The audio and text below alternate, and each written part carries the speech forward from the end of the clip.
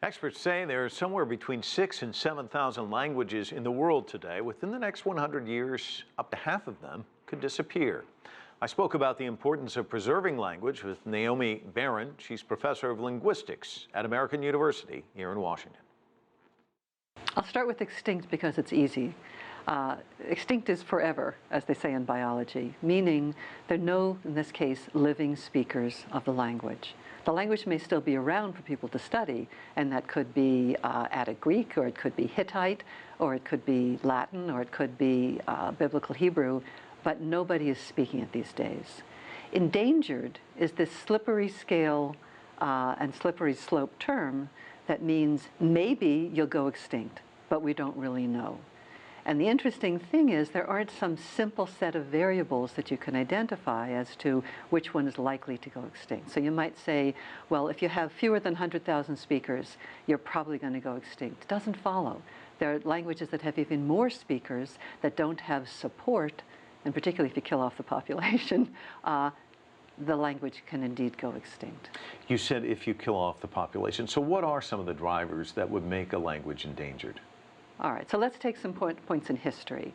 When the British Isles were settled, as it were, by the Anglo-Saxons, they killed off much of the Celtic population. That was why what today we will call Welsh, or today we will call Irish Gaelic, became really endangered languages, because populations who came in as invaders from the West Germanic-speaking areas essentially slaughtered. Okay, what happened in the United States after the U.S. cavalry took over so many of the Native American lands?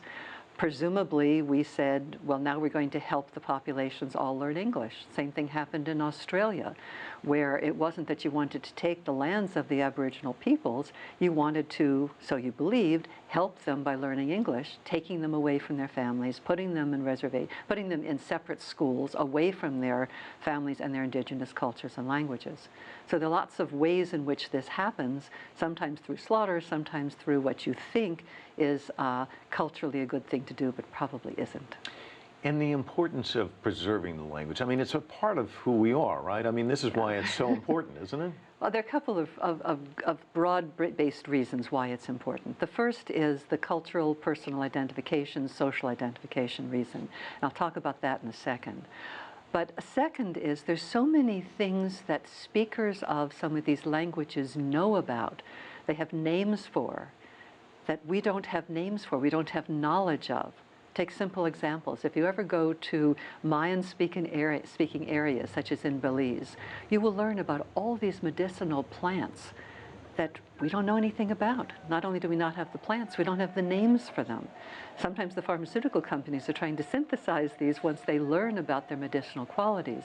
But unless you have people who know the languages and live with the language in a culture, you don't have experience with it. Naomi Baron, it's been a delight. Thanks so much. I have enjoyed it. Thank you. If you like what you just saw, follow us on social media and visit our website, CCTV-America.com.